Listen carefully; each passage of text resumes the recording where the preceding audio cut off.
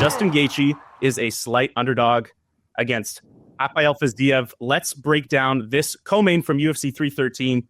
Ethan Diamandas here with Jon Anik. This is the huddle. Jon, Fiziev stepping up on short notice for a 3-round fight.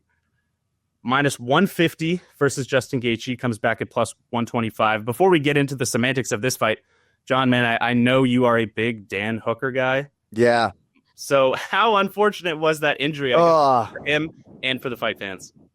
Really disappointed for Dan, right? Because it feels as though his career is building methodically to these big moments, and he's been in so many epic fights already, but this is far and away the best, most strengthened, most conditioned version of Dan Hooker, and you just felt like you were going to get his best, and this fight with Justin Gaethje, I think, was going to be one we were talking about deep into the next decade. So massively disappointed for Dan. Hopefully it's an expeditious recovery, but it is hard, right? Like, he goes hard in training and in fight. Oftentimes you hear fighters say the best place to break your hand or your arm is inside the octagon. But sometimes fluky injuries can happen. I know some other talking heads were sort of wondering aloud, like, how exactly does an injury like this happen this close to the fight? And it sounds like this one was a little bit fluky. So you feel for Dan, but you feel good for Rafael Fiziev getting this type of opportunity. And I'm a little bit surprised that Justin Gaethje would accept this rematch. I understand his appetite to, be a good soldier for the promoter, but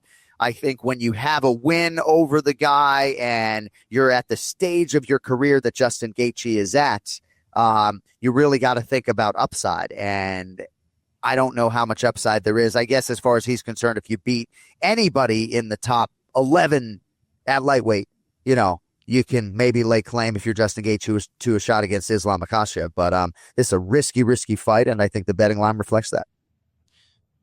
Yeah, you just actually raised something that brought up a thought in my mind. I mean, you know Justin pretty well. And it seemed like he just really, no matter what, wanted to fight. Yeah.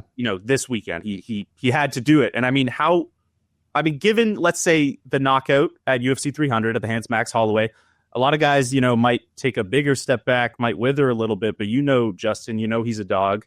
I mean, how much of his acceptance to fight Fiziev, hinges on how hungry he is to avenge a loss like that?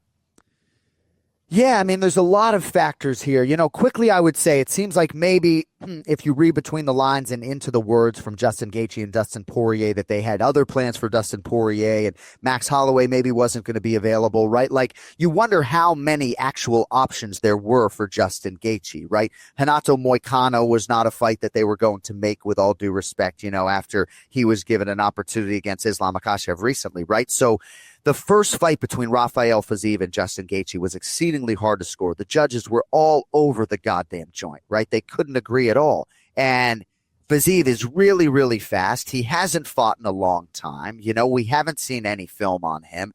And Justin has talked extendedly about, how hard a guy that is to fight and how challenging it was to prepare for Rafael Fiziev. But I respect Justin, not wanting this training camp to go by the boards. And I do believe that, this fight, even though he is the betting underdog, it presents him an opportunity to, and he was favored against Dan Hooker or no? Do you have that information for me, Ethan? Minus 160. You know what I mean? Can people understand that for a second, right? That Justin goes from minus 160 to plus 130, that's a big deal, And yes, the betting line is but one lens through which to look at all of this stuff, but that is why some of us think, man, risk reward for Gaethje. Yes, you win this thing Monday morning quarterback. Yeah, you can call out Islam Makhachev, who candidly doesn't have an obvious opponent, and I think maybe Justin would tell me as his friend privately, dude, I don't know if they're going to make Islam Makhachev versus Ilia Topuria. There are a lot of us that, and when you look at Islam Makhachev, 2 of his